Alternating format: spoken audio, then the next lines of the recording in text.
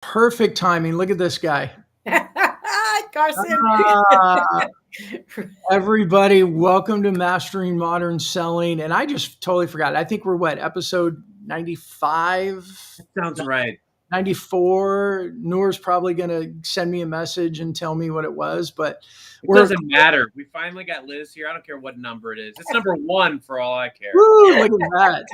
Well, Liz was sharing that she's been on your show a couple of times. Yeah. Carson, I have never been a guest on your show. There's a reason for that. Let's do it, man. Anytime. Well, goodbye, everybody. Thanks for joining us today.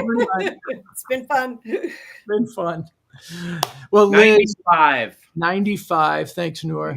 So we have episode 95. We have Liz Wendling joining us, and we're talking today about authentic sales strategies. And I expect we're going to have a really good conversation. And I know you two go back some time together. So, Liz, why don't we start by, Tom's not here. I guess I should have mentioned that, which is why I'm fumbling around the intro, because this is normally Tom's job. So, Carson, welcome. I got you here at least today. Yeah, absolutely.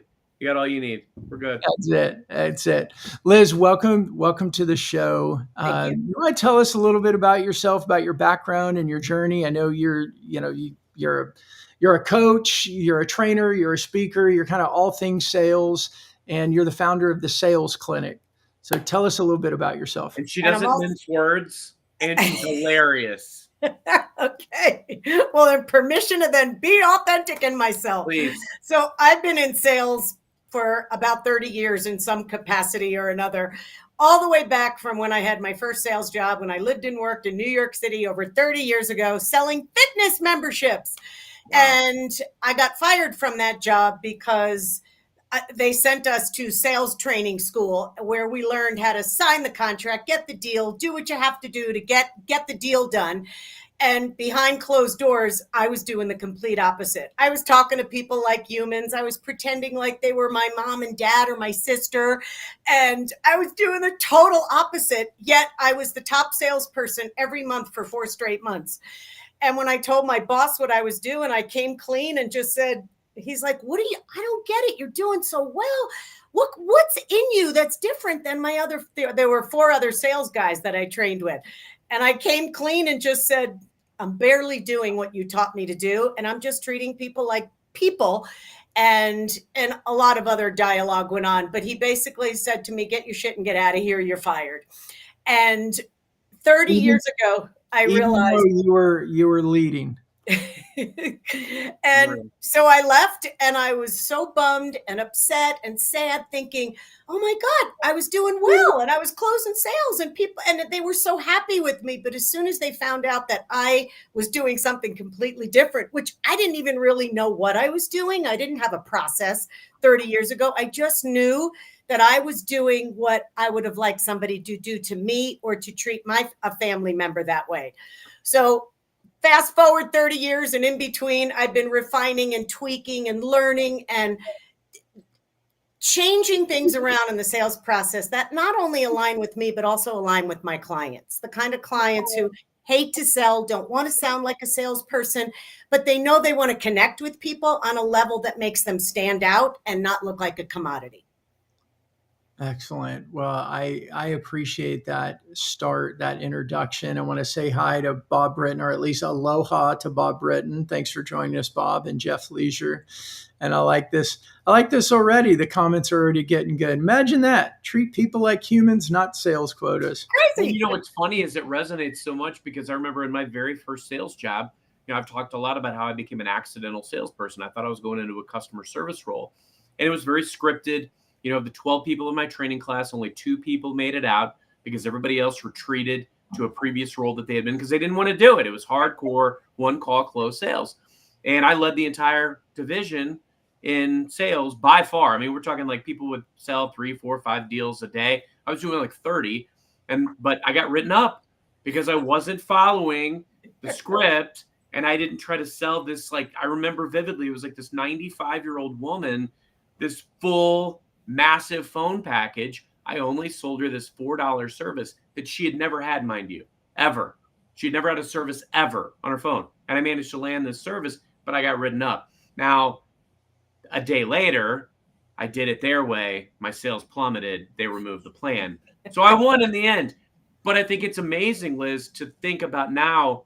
You tell a story like that, it catches some people off guard, because I think we've come a long way in embracing authenticity and unique approaches to sales. Not all the way, because that's not always true. But I think we've come a long way in embracing authenticity. What do you think that is? Well, authenticity, I'm sure there's a lot of people already rolling their eyes about that. That's a word that gets tossed around these days like confetti, and it's almost losing its... Sorry. An angel? That's an angel. Okay, that's okay. It's losing its steam. And even I mean, I talk about the word, but it's not something I lean on anymore. Yeah.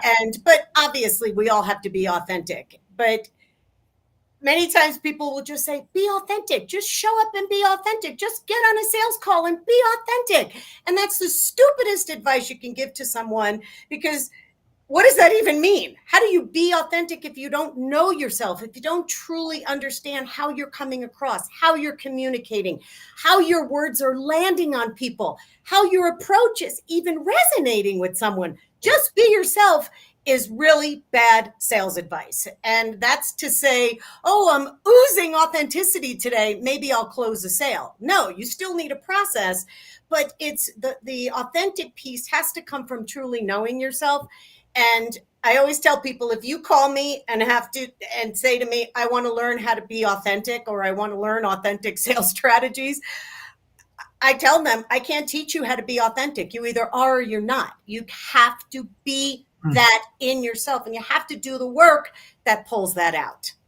One of my favorite topics that we've talked about is kind of your passion around the sales language that we use. Yes. When we're connecting with potential buyers, with prospects, with customers, making it about them instead of what we want to do. And what I love is just the very direct and candid feedback that you give in this space. The last time we talked about this was probably about a year ago, but I'd love to get kind of your current state of the state when it comes to what's working, what's not, and what are still some of the biggest mistakes that we're making when we're trying to get that meeting. Great question. There's 3 parts there. So what's not working is what's happening all over the place, whether it's in my inbox, your inbox, all over LinkedIn, are those bad, poorly written sales messages that are written at someone, not to someone, that actually feel like you wrote this at me, not to me. There's nothing in there that would make me want to lean in and get to know you. Absolutely nothing.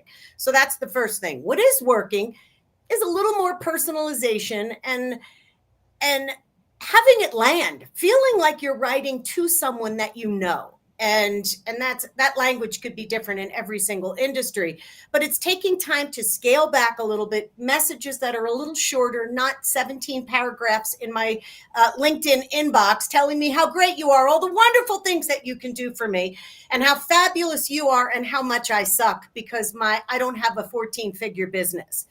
And that is not how to get anyone's attention.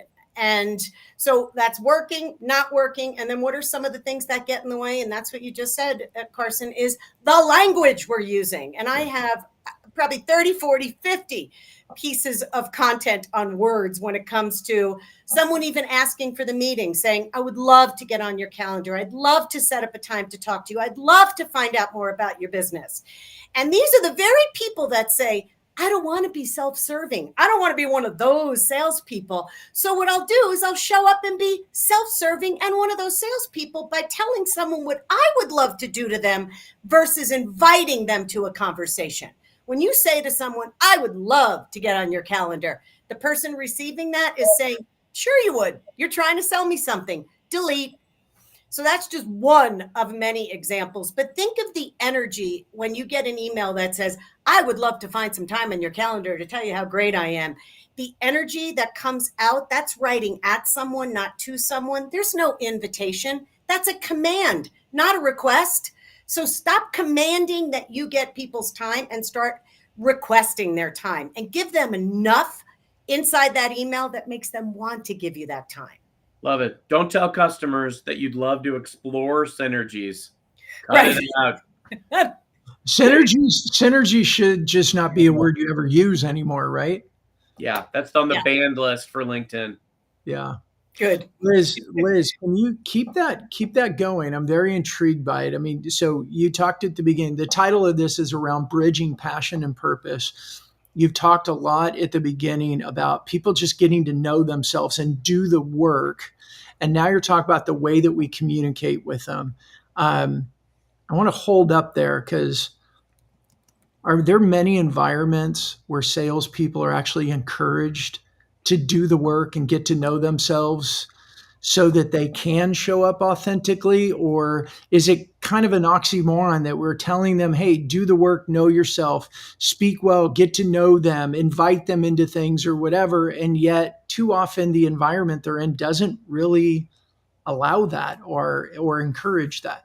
Right. I have to agree with that. It's a little bit of a mixed bag. Some companies do want to touch on the mindset and really dig in deep to find out, what are you saying to yourself before you even get on a call with someone? What do you tell yourself every day when you go to work before you even show up?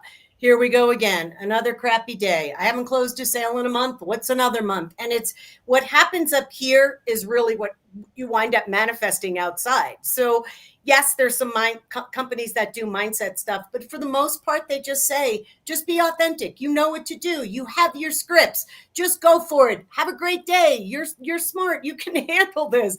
And it's all that pep talk crap that does nothing for anyone. So what they're left to do is to try to figure out, okay, then I'll just be authentic. And here's what happens when you say you're going to be authentic, but you're projecting something else. And you can think you're showing up authentic and going, no, I'm about the customer. I really do want to help people.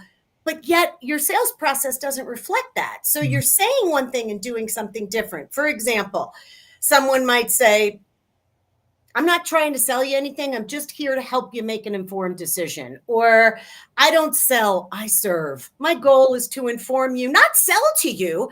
And the worst offenders are those serving and selling comments. I'm not a salesperson. I serve. I'm here to serve you, not to sell you. And I call BS on that big time because too many people try to separate serving and selling. When they are so darn intertwined, it's impossible. They're two distinct activities in a sales process and closely related, but they are different. You cannot separate it out. You can't say to yourself, oh, look at me, I'm serving. Oh, now I'm going to do a little selling.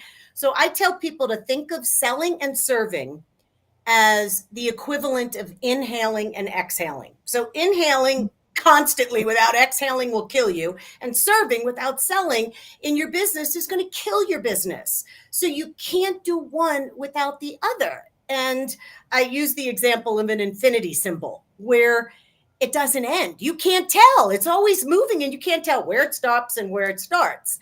So sales is that. Selling and serving is a fusion of that. And it's a continuous loop, making it impossible to go, oop, no, you're serving. Oop, now you're selling. So this BS that people tell themselves that I'm not selling, I'm serving, yet they show up with the energy of either a servant who gives away everything, or you turn into a salesperson. So again, here it comes back to that authenticity piece of it. If you don't know yourself and you can't catch yourself in a sales conversation where you're making it about you, or are you making it about them? Well, and you hit on something really important earlier, Liz, about, it falls on the sales leadership a lot of times to set the tone and make sure that we're not giving those meritless, empty pep talks. Like you've got to arm folks with the tools, but you've also got to model the behavior that you're expecting. And a lot of times within sales, service, it's all about articulating the value that you bring. One of my favorite lines of yours is cut the fluff. And you said something earlier about, the getting to the meat, being brief, be brilliant, be gone, however you want to spin it. I was one of those people, and I admit it, years ago, that I would write this big, long, amazing email to this senior executive, and I pat myself on the back on how articulate I sounded, and This is guaranteed to get a reply. Yep. It didn't. And what I've learned is that I get the most response rate when I send something that's maybe 2 sentences. That's right. You get to the point very quickly. Mm-hmm. You don't make it about yourself, and you show up unique and stand apart from the noise. What are your thoughts on that?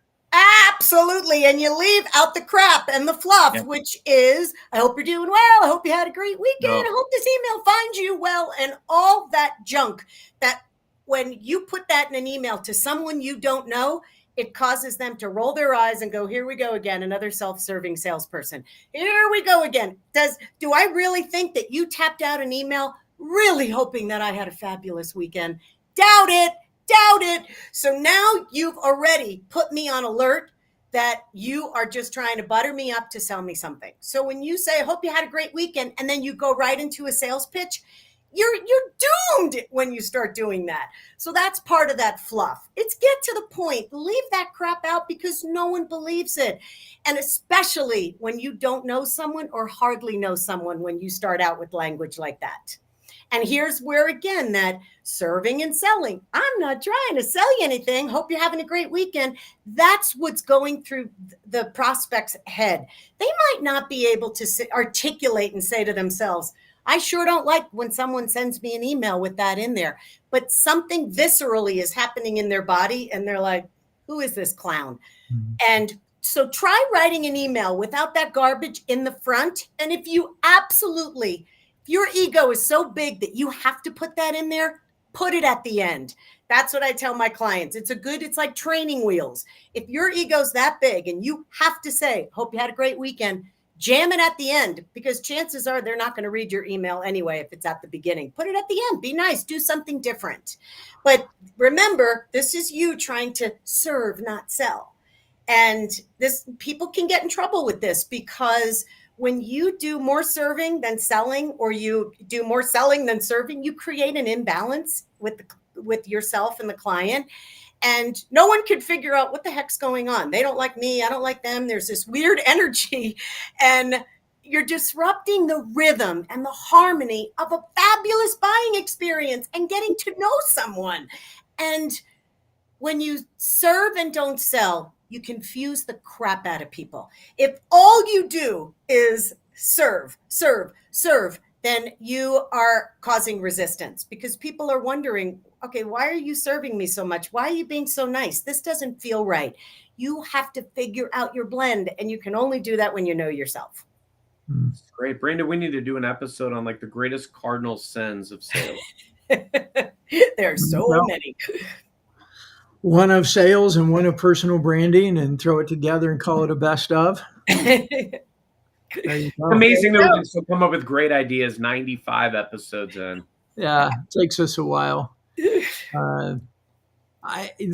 Liz, we had on our agenda, and I wanted to get here, and I don't know if this is the best spot to put it in, but I don't want to miss out on it. The consultative and the client-centric approach, I think it's another one. We've talked about a lot of cliches already today. Mm-hmm. Some of the cliches that we put in our emails or whatever, they hit that spam filter and people have a gag reflex and they don't even pay attention to the rest of it. Or the one that I love is somebody that goes, you know what, I'm not a salesperson. I love to serve. It's like, that's the biggest cliche that tells me you're here to try and sell me as much as you possibly can. That's right. It's so overused, and it causes that gag reflex that you said. It really does. Unless you mean it and prove it and show it on such a level that I could feel that you are here for a different reason, then and only then will I give you the time of day. And very few people can do that unless, again, go back to themselves, because you can't say one thing and do something different. Yeah. Not get away with it anyway. Right. So the client-centric approach, it is another term that gets thrown out, but what exactly is it, and why is it really truly so important? And most teams say they do it and don't. And I see this again as this like beautiful red thread that moves through a conversation. And client-centric means that you create, when you have a good connection, it creates a comfort. And then that comfort starts to build a little trust.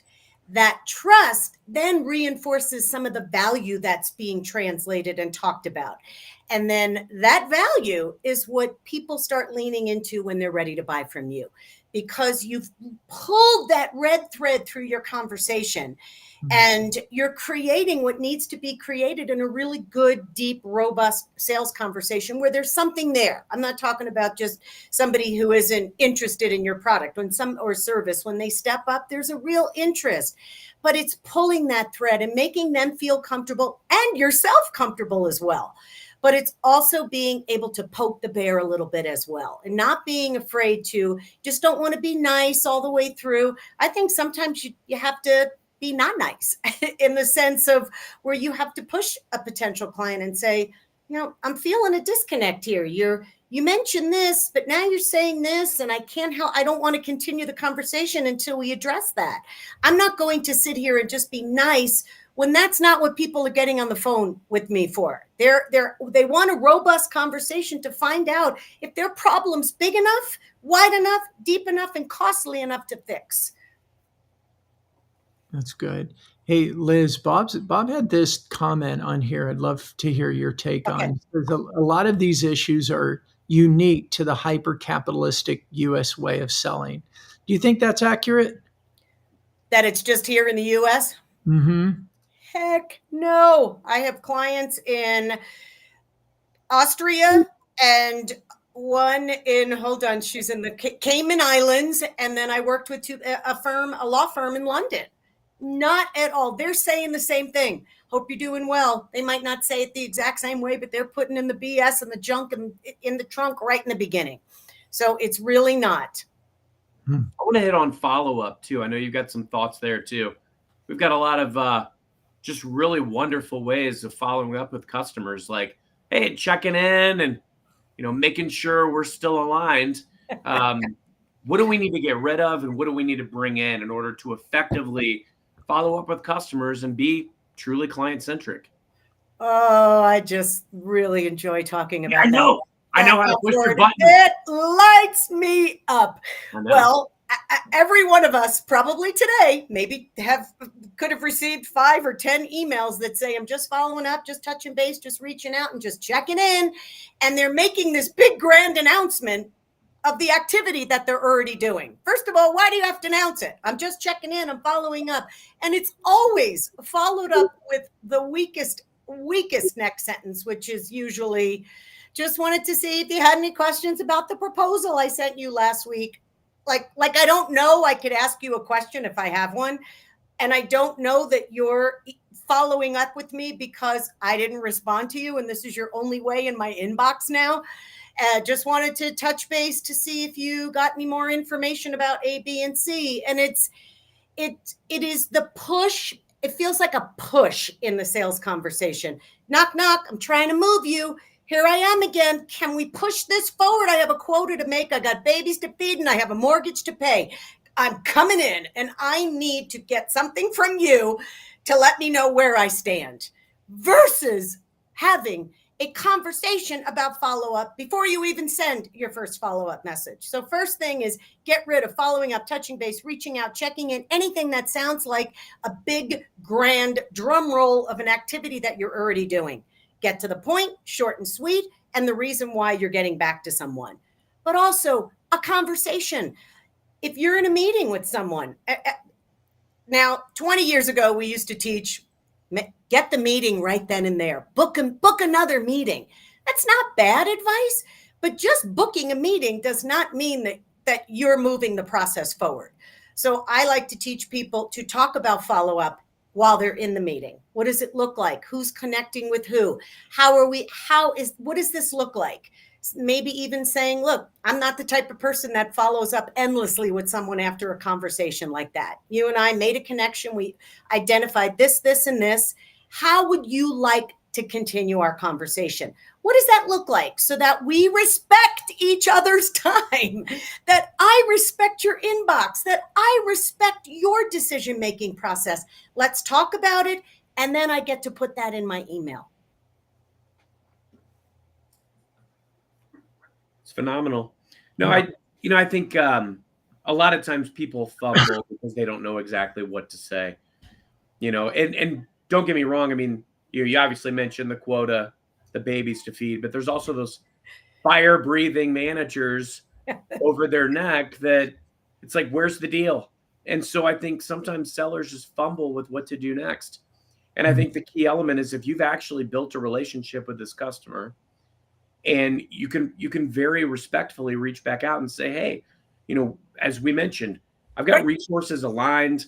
I am targeting this date per our prior conversation. If that's changed, I need to know, because That's I'll it. need to let Yep. these resources go, or whatever the case may be.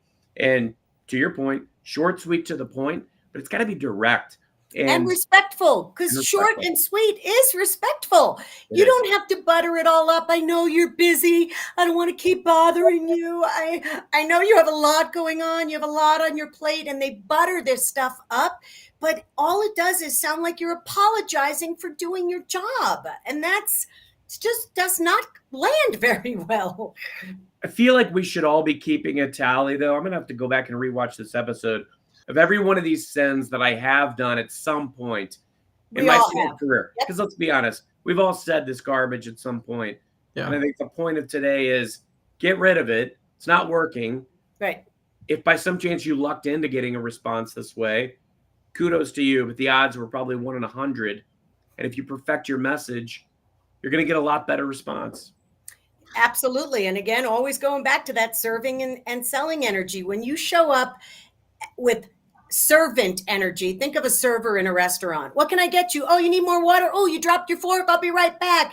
And you have this more like giving energy, but it's awkward giving energy. It's not a beautiful exchange of energy. So sometimes people take serving way too far, and they show up as a servant, not a professional equal. And there's a big difference from I'm just serving you, I'm not selling you, versus, hey, wait a second. We've been talking about this for a long time. You and I are professional equals. We have a great rapport now, and we've had great conversations.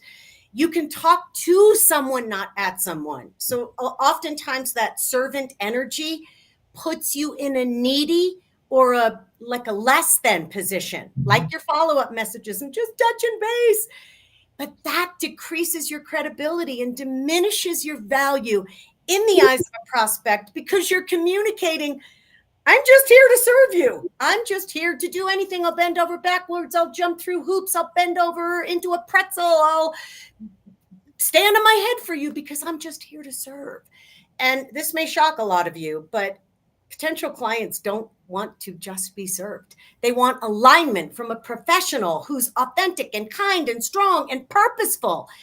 They want a conversation between two business equals. So selling and serving is about leading and moving. Selling and serving is about leading and moving people into action, and hopefully take action with you.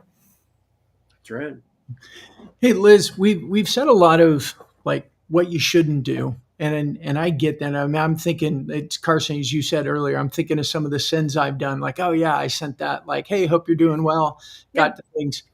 What are some examples of how we can do it differently? Get us a little tactical and tangible. Okay. So let's say you're getting ready to tap out an email and you want to say, I hope you're doing well. Or it's a prospecting email and you want to say, I hope you had a good weekend. I hope this email finds you well. All that stuff. I want people to stop, resist. If you have to type it out and erase it, that's fine. But think of where you would start your message. The very next line. So would you say in our last conversation, hey, Bob, you and I spoke 3 weeks ago regarding X, Y, and Z. That's like what Carson said. Get right to the point. Hit the target right out of the gate.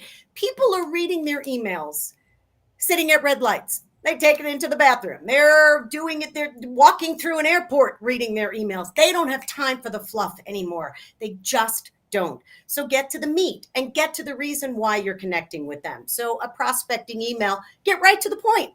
You don't even have to say, I'm sorry to barge into your inbox. You're barging into my inbox and you are bothering me. But if you say something great, I'm going to listen to you. So don't use language that makes you feel good for doing the job you've been hired to do. Stop using language that diminishes your credibility and start taking control of your messages and get to the point. And think of speaking to someone, not at someone. And would you answer an email that you sent to someone? So that's one example, is getting to the meat of the message. And we talked about stop saying, I would love to get on your calendar. I'd love to meet with you. I'd love to find out more about your business.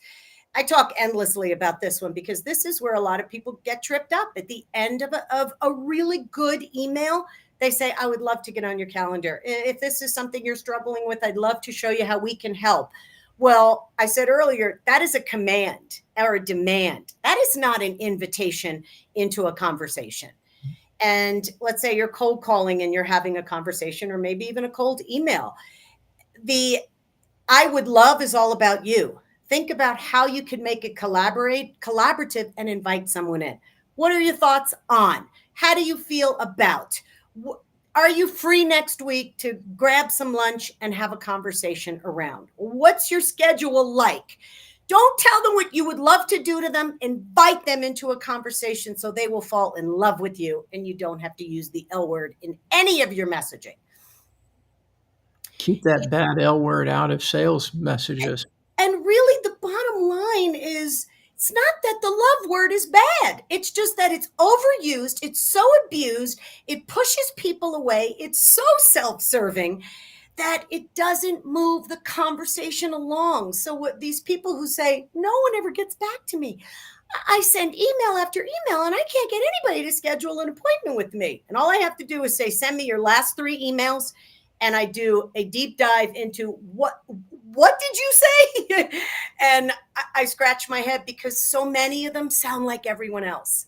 They're not unique. They're not the only people using the love language. There's a lot of people dropping L-bombs all day long. Yeah, feel free to tell your customer, hey, I love that you just sent me that purchase order.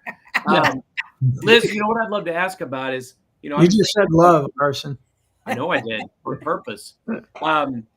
In your coaching business, Liz, talk to us about the transformation that you see. So to your point, you just made the comment that, hey, I'm not getting results, but it's send me what you're sending your customers. And I'd love to hear kind of the from to, what are you seeing and how's that evolution? I tell sellers all the time, a lot of times it's not a massive overhaul of your process that's required to have exponentially better results. A lot of times it's small tweaks.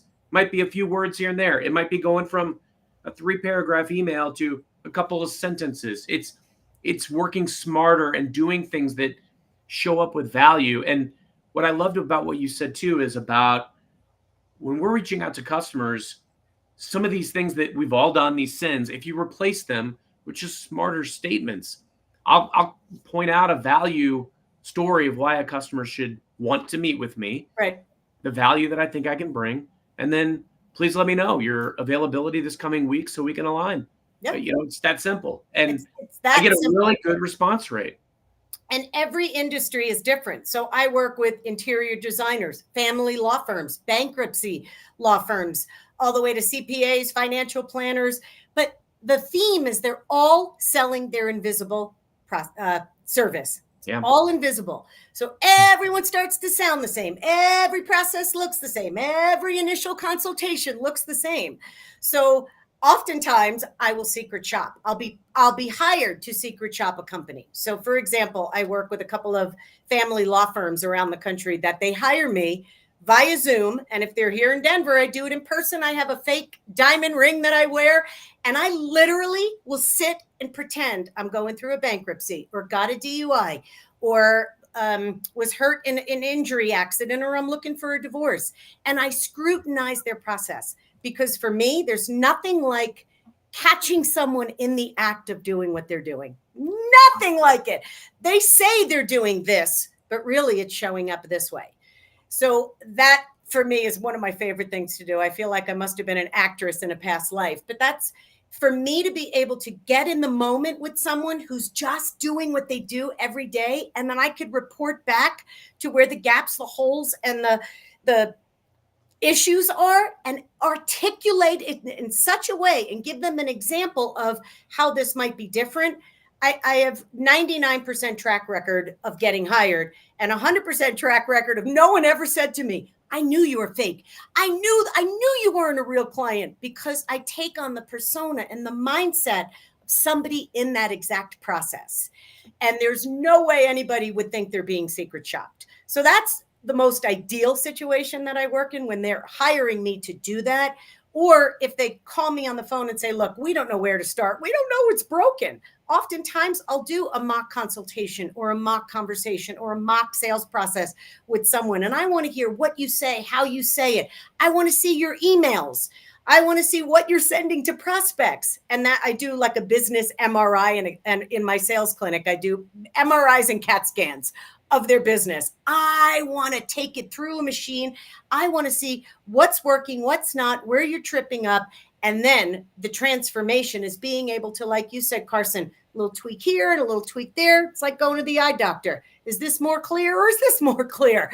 And that's where the training starts. It's working on the things that are clearly broken, fixing some of the things that need a little refining, and then putting it together in a way that works for that industry, that company, that law firm, and there's continuous follow-up after that with me. I don't just train and leave.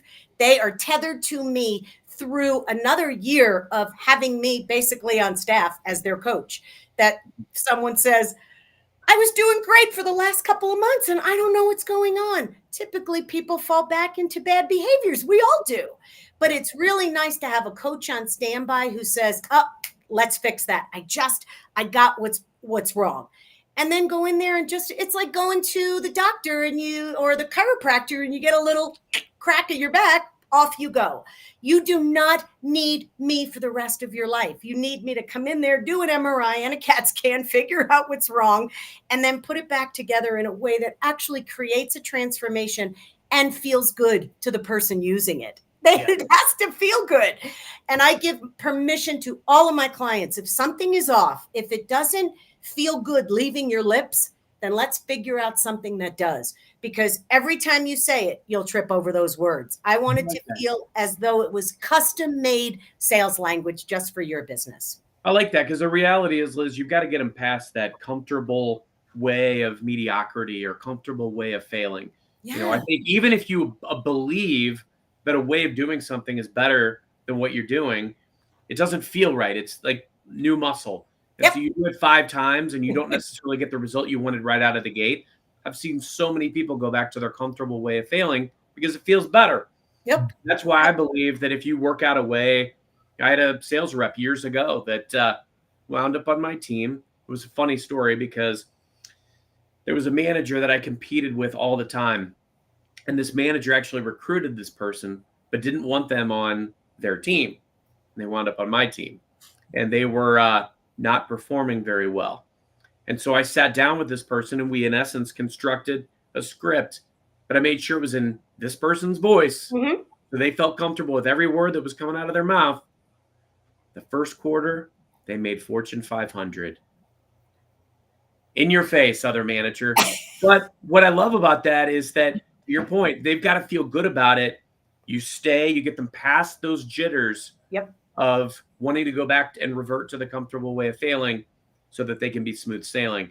Something I want to get your take on as well, Liz, because we talked so much about sales language and the importance of leveraging the right language in modern selling. Right now, AI is all over the place. People are leveraging AI to write emails, to could create outreach for customers. Oh, yeah. Even LinkedIn posts. And first off, how do you stay ahead of all that noise and stand out? But second, how do you recommend actually leveraging it as you're looking to make your messaging better? It will be about the prompt, first of all, is to ask it, leave out the fluff and the BS, like, hope you had a great day, because ChatGPT is famous for saying, hope all is well, hope you had a good weekend. Famous for that. So what's happening is now AI is now teaching people to use that crappy language, whereas sales trainers used to teach people to use that crappy language. Job security for you. Right. So AI is doing me wonders because people say, I could have written this email. And so it's sounding a lot like the crap that's already out there. So, and I believe that's because all that stuff is out there, and that's all it's just being duplicated there. There is no different language, a lot of different language out there in the sales world. And that's why this comes into that customization, knowing yourself, asking yourself, would I talk like that? Would I send a message that sounds like that? And I'm all for using AI for lots of different things. But if you are using AI and not tweaking it or toning down the message or lighting it up a little bit or adding your flair or putting a little humor in it that reflects who you are, then you are baiting and switching someone. You're sending a message, they get you on the phone and they're like, who is this dud? Or who is this person? This doesn't even sound like the message I just received. You're creating a disconnect right out of the gate. So use it, but use it and make sure you impart yourself into that. You make sure you're showing up in those messages or outreach or whatever you're using it for.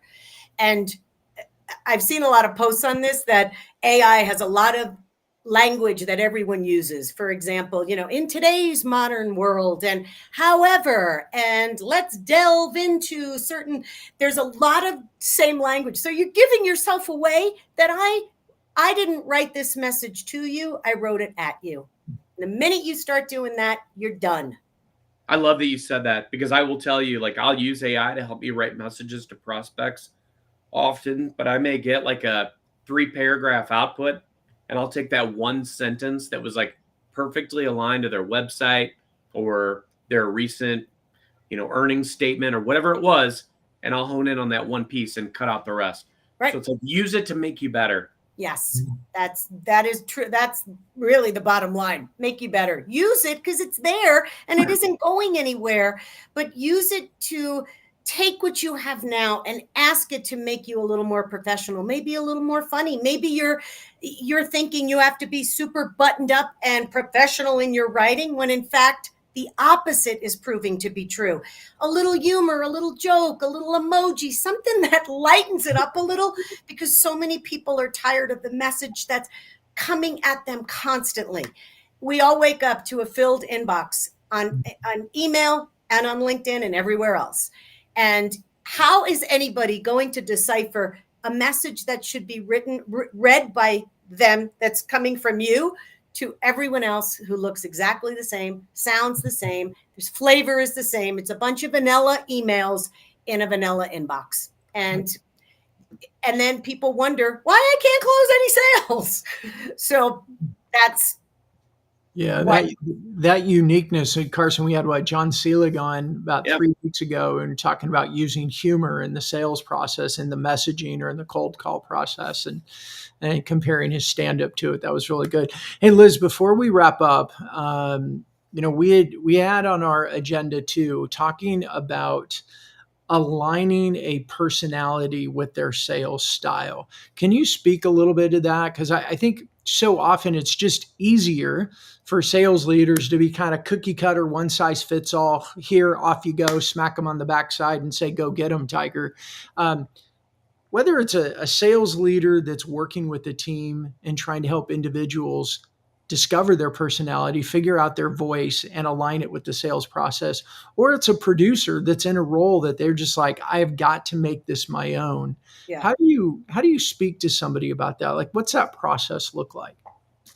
I like to have their attorneys or their sales team try it out, test a message, write it out in the way that you want to write it. Forget what you're being taught, forget the scripts that are there, and test things out. Write it and see how you feel. Say it and see, wow, that actually, I like saying that better than this. Or, oh, that sounds more like me than the stuff I've been saying.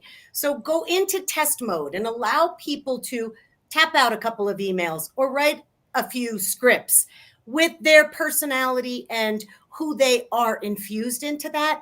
And then if it needs a little refining, that's fine. I was just working with a criminal defense law firm here in Colorado Springs, and I was secret shopping this man, and he dropped the F-bomb within the first 2 minutes of me secret shopping him. And he used it all the way through, but he could get away with it. He had a big beard. He was a big guy, and he was like fierce looking. And at first I was a little taken back, But toward the end of the consultation, I thought, all right, we could work with this. I didn't like that it was all the way through and he wasn't really, I didn't feel like there was a lot of respect right out of the gate, but we worked with that. And I said, could you say it this way instead of that way? And right out of the gate, could you do this instead of that? Maybe say to someone, look, I don't believe in talking BS. I know you're here. You got a DUI last night. We need to talk about what's going to happen for the rest of your life if you don't get your shit together right now. You could talk like that if that's who you are. But then if I have a family law attorney who starts doing that in a call, no. But this guy infused his natural way of talking to people. We refined it, and it actually made him even better. It made people like him even more because he wasn't so right out of the gate in your face. And so that's where that comes in, where you can be who you are, but you want to temper it and look at it and see how it's landing and if it's working. So what I hear is test, try it, see how it feels. It's like a new pair of shoes. You got to wear them a little bit to see if they come in. It's like practice. Yeah. You know? Sellers should practice too. Absolutely. And it can be done. That's the beauty. When I see firms at the end of our training say, oh my God, everybody is so happy because they're being themselves. They're authentic. Like that's when they're actually using the word authentic in the right way because it feels good to them. It sounds like them. It comes out of them as if it was truly them creating this language because most of it was created by them. Together we do that. But I like to pull it out. Do you like this or do you like this? Could you think about saying it this way instead of this way to get the best impact? And then they go try it and then they report back or we tweak it and modify it. But yes, that takes time. But so does losing a whole lot of business take a lot of time too. So you're either losing business and it's costing you a fortune, or you pay to get the training to tweak it in such a way where you get to use it for the life of your business. You have a choice. Keep losing money or invest in the solution.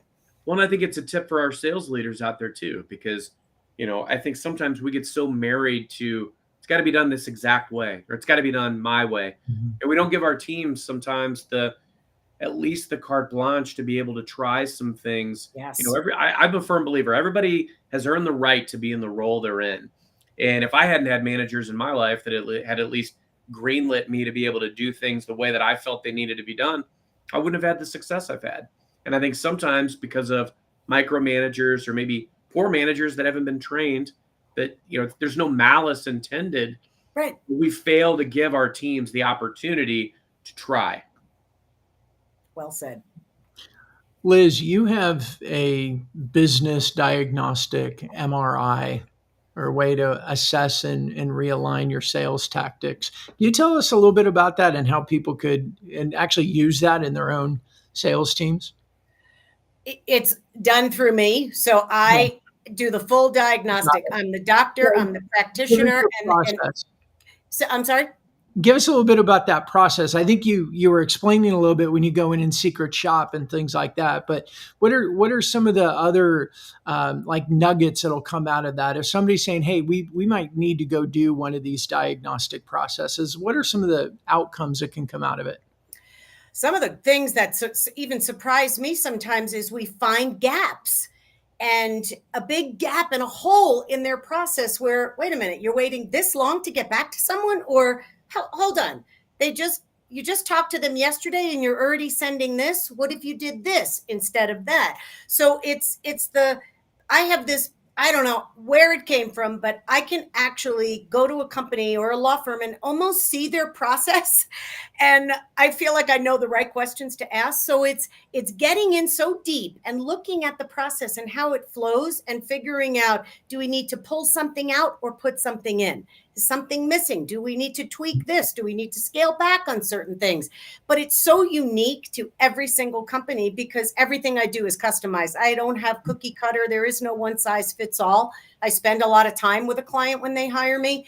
And so it's a little bit of getting inside their business. So not only doing a secret shop, but then also doing all those mock consultations, conversations. Send me 20 of your past emails. And I can get in there and get a flavor and a baseline of where they're at and where they say they want to go and how we get there. Mm-hmm. It seems like your intuitive nature plus your 30 years experience doing it is where the sweet spot is. Like you find it, but it's really hard to just point somebody in that direction. Like Correct. it's that combination of your intuition and experience that helps identify it. I would tell people though, right now, test it for yourself right now. Go back and look at the last 20 emails you sent. Do they sound like everyone else? Do you drop the L word? Are you saying, I'm sorry to bother you, I hope this email finds you well? Is there fluff in there that can be taken out? Can you be more direct? This would be the stuff I would be looking for if you sent me 20 emails. Go test it for yourself and watch what happens. But be careful of this. Don't think that you can have the same mindset. I say a crappy mindset and an amazing sales process. You can't. They both have to be aligned. So don't think that you could just take out the L word and you're going to magically transform your business. You've got to infuse that mindset and skill set together where you're aligned with the messaging that you're putting out and not just saying, fine, I'll take out the L word. Let's see if this lady knows what the heck she's talking about. And you do that with a crappy attitude, nothing's going to happen. So first work on you before you even send that email and then make any kind of switch. Yeah, it's all going to be in the spirit of like honing and mastering your craft. Yeah. I've run literally the same sales play to the same set of people and had like 10x better response rate because I tinkered with the formula just a little bit. That's it. Had Yeah. a shorter email, was a little bit more direct and to the point, cut out graphics and fluff, and I got 90 replies as opposed to 10. I like Bob's little suggestion here. That's a good one. Count the ratio of I and we to you in your emails. It's a great one. did. Yeah, I think I even have a video on my LinkedIn about that, where it's like, I want to tell you this. I'd like to share a little bit of that. I have something and it's appalling how many times people use the I word in their messaging. And it's subtle in a way, isn't it? Right? Like it's easy to write messages like that. You're talking about the fluff. It's easy to say, hey, I hope you had a good weekend. And I have this and I have that. I mean, it's kind of easy. And for a lot of people, it's almost intuitive. Like, well, I'm explaining to them or I'm trying to teach them or explain something to them. But when you pause a little bit and you look at yourself, like I like to use a word like, do you know what it's like to be on the other side of you? Right. Like you get on the other side of this and receive it and see where all the pitfalls are and go, oh, wait, I could cut off that fluff. I can get direct to the point. That's about me, not about them. Let me rewrite it. It doesn't take much, but I like what you keep saying. It's really getting into that. And I know this is a big one for Carson. It's that mindset around what you're really doing. Well, you got to get in your own head sometimes. That's right. I wrote a column, an organizational column like 20 some odd years ago. And my editor literally came back to me and circled every time I said the word I. And it was inadvertent. But a lot of it was like, I want to make sure you guys know, or, I want to thank you for XYZ. Yep. You know what's funny? That was 20 years ago, but it's still in my head every day. And it's like, I purposely, when I'm writing email, will omit the word I or minimize utilization of it because of that. Here's another one. When you say to someone, I thoroughly enjoyed our meeting yesterday. It's all about you. It's not about the other person. So you start right out of the gate talking about yourself. I enjoyed our conversation. So I call those language landmines, word bombs, and phrase grenades. And if you're putting language landmines into your messages, it's going to blow up in your face. So watch your language landmines, word bombs, and phrase grenades, because they will kill your business. They will blow it up. You take them out and watch what happens to you and your bottom line. Yeah, take out the L word, take out the F word, follow up. So many more. Yeah. It reminds me, we haven't talked about these as much lately, Carson, but some of the key words that we've said are the key phrases for this modern selling approach. And one of them was go slow to move fast. I'm just trying to encourage people, slow down. We know you got all this pressure, but when you slow down, you pick things up pretty quickly and go, I don't need that. And I should rephrase that. Just slow down a little bit. That's brilliant, because you're doing the activity anyway.